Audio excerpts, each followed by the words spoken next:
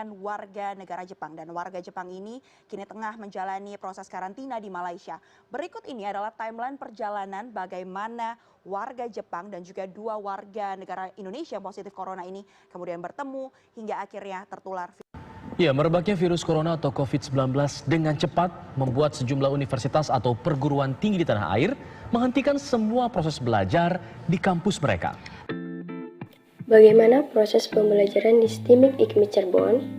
Dimulai tahun 2020, STIMIK IKMI Cirebon menggunakan metode pembelajaran hybrid learning, di mana dalam proses pembelajaran ini menggabungkan 2 mode pembelajaran yaitu sinkronus dan asinkronus, atau perpaduan pembelajaran tatap muka dan pembelajaran online, sehingga dianggap mampu sebagai solusi untuk masalah-masalah pada pembelajaran online.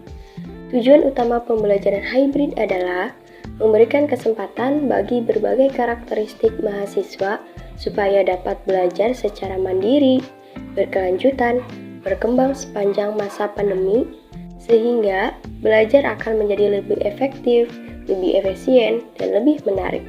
Kebijakan pemerintah untuk melaksanakan kegiatan pembelajaran tatap muka terbatas sebagai langkah awal pembelajaran dilakukan dalam bentuk kombinasi di antara pembelajaran daring dan tatap muka atau yang dikenal dengan sebutan hybrid learning. Adapun jenis-jenis pembelajaran yang dilaksanakan dalam perkuliahan online dengan menggunakan Google Classroom, Zoom, WhatsApp, YouTube, Smart e-learning, dan Google Meet.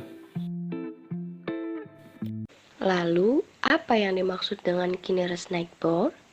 Mari kita simak penjelasan berikut ini. Salah satu algoritma penting dalam analisis klasifikasi, yaitu K-nearest neighbor atau KNN.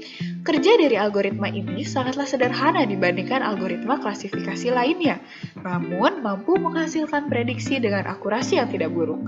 Secara umum, prediksi dalam analisis klasifikasi adalah dengan menentukan dugaan kelas atau kelompok dari suatu individu berdasarkan karakteristik yang dia miliki. Misalnya saja, berdasarkan informasi jenis pekerjaan, banyaknya tanggungan, besaran penghasilan per bulan, dan juga usia, sebuah bank ingin memprediksi apakah calon nasabah tertentu layak atau tidak diberikan pinjaman atau kredit. Atau, berdasarkan informasi selama studi di program sarjana seperti peringkat akreditasi universitas asal, skor TOEFL, IPKS 1, dan juga usia, sebuah kampus ingin memprediksi apakah calon mahasiswa ini bisa menyelesaikan studi S2-nya dengan baik atau tidak. Kita dapat melakukan KNN untuk melakukan seluruh prediksi ini. Banyak lagi ilustrasi analisis klasifikasi, baik di bidang medis, fisika, atau yang lainnya. Sekarang, mari kita fokus pada algoritma KNN, K-nearest neighbor.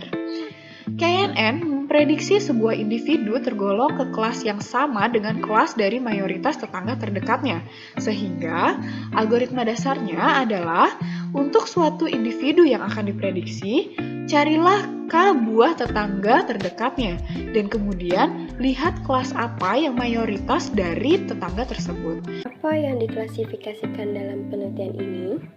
Di penelitian ini mengklasifikasikan nilai mahasiswa di STIMIK IKMI Cirebon semester 2, 4, dan 6 dari semua prodi yaitu Teknik Informatika, Sistem Informasi, Rekayasa Perangkat Lunak, Komputerisasi Akuntansi, dan yang terakhir Prodi Manajemen Informatika sebanyak 1.232 dataset. Cara pengklasifikasiannya adalah dengan menggunakan aplikasi RapidMiner. RapidMiner merupakan perangkat lunak yang bersifat terbuka atau open source. RapidMiner adalah sebuah solusi untuk melakukan analisis terhadap data mining, text mining, dan analisis prediksi. RapidMiner menggunakan berbagai teknik deskriptif dan prediksi dalam memberikan wawasan kepada pengguna, sehingga dapat membuat keputusan yang paling baik. Bagaimana dengan hasil penelitiannya? Ini adalah desain proses menggunakan RapidMiner. Langkah pertama adalah dengan mengupload file dataset berupa file Excel nilai mahasiswa, lalu menggunakan split data. Setelah itu, ditambahkan algoritma yang ingin dipakai. Dalam penelitian ini menggunakan algoritma KNN. Langkah selanjutnya harus menggunakan apply model agar algoritmanya dapat berjalan. Yang terakhir adalah performance untuk mengetahui resulnya. Gambar selanjutnya adalah result dari rapid miner.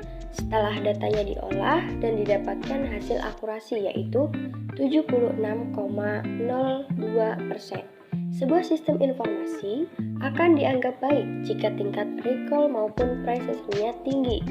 Dari hasil penelitian tersebut, dengan menggunakan tools rapid miner, didapatkan klasifikasi nilai mahasiswa semua prodi.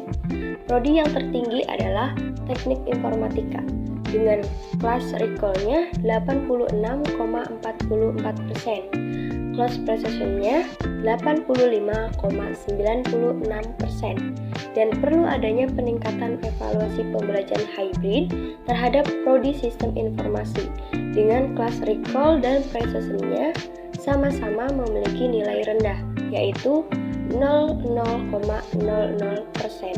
Sehingga perlu diketahui penyebab mengapa nilai mahasiswa prodi sistem informasi tersebut terbilang rendah.